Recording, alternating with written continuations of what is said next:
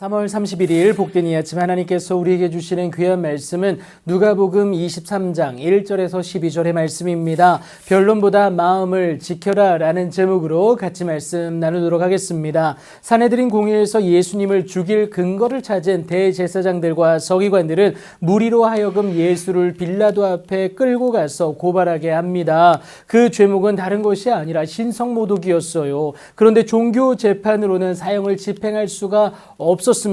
그래서 그 사형에 대한 판결권과 집행권이 있는 로마의 법정 앞에 가게 된 것이죠. 그렇게 빌라도 앞에 고발한 내용이 다음과 같습니다. 우리가 이 사람을 보매 우리 백성을 미혹했다. 그리고 두 번째는요, 가이사에게 세금 바치는 것을 금했다. 세 번째는 자칭 왕 그리스도라 하였다. 이 세 가지 고발의 내용을 가지고 빌라도 앞에 나아가게 됩니다. 사실 로마 입장에서는 문제될 만한 것이 세금 관련한 것과 왕에 대한 문제이죠. 그런데 세금에 대해서는 이미 해결된 내용이 있지 않았습니까? 그런데 또 예수님은 납부까지 하셨어요. 빌라도는 예수님에게 네가 유대인의 왕이냐라는 질문을 하게 됩니다. 그런데 예수님은 내 말이 옳도다라고 답하시면서 이 모든 것들에 대해서 요한복음 18장 33절부터 37절을 통해서 자세히 말씀을 해주십니다. 그런데 이것을 들은 빌라도가 판단하기에는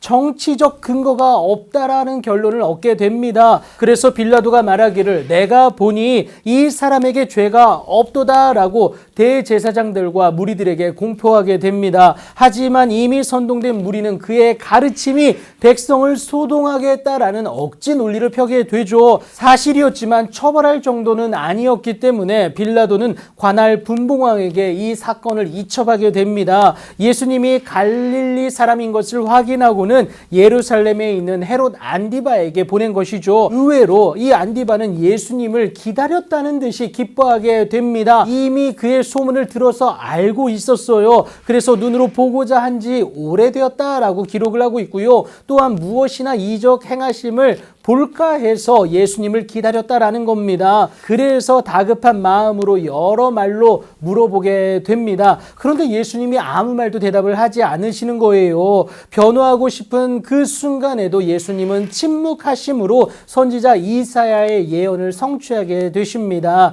이 애매한 상황 가운데서 대제사장들과 서기관들은 빌라도 앞에서와 같이 예수님을 힘써 고발하게 되는데 자신의 요구에 부응하지 않은 예수님이 괘씸했던 이 헤롯 안디바는 그 군인들과 함께 예수를 업신여기고 희롱하고 빛난 옷을 입혀서 다시금 빌라도에게 보내게 됩니다. 자신 역시 처벌할 근거를 찾지 못해서 희롱하기에만 그쳤던 것이죠. 그런데 이 일로 인하여서 헤롯과 빌라도가 전에는 원수였지만 이것 때문에 다시금 친해지게 되는데요.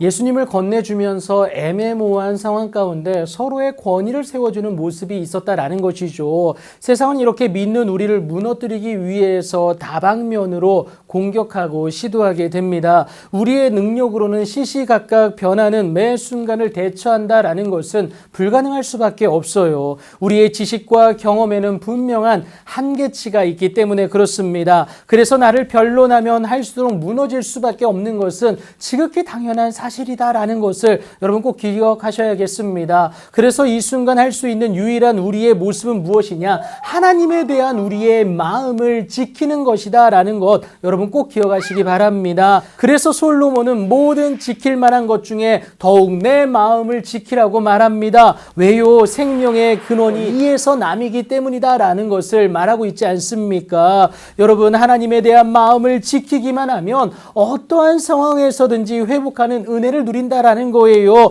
그리고 이후에 대한 것도 염려하지 말고 하나님께 맡겨드리기만 하면 됩니다. 그렇다면 우리의 해야 할 일은 무엇이냐? 하나님께 우리의 짐을 온전히 맡겨드리고 하나님에 대한 우리의 마음만 지켜내면 된다라는 것을 여러분 꼭 기억하시기 바랍니다. 하나님은 당신께 온전히 그 마음을 내어 맡긴 자의 입술의 요구를 여러분 기억하십시오. 절대 거절하지 않으십니다. 여러분 그 하나님을 온전히 신뢰하고 바라면서 그 하나님 앞에 나아가 하나님에 대한 마음을 지키는 자로서 승리하는 여러분들의 오늘이 되길 예수님의 이름으로 축복합니다.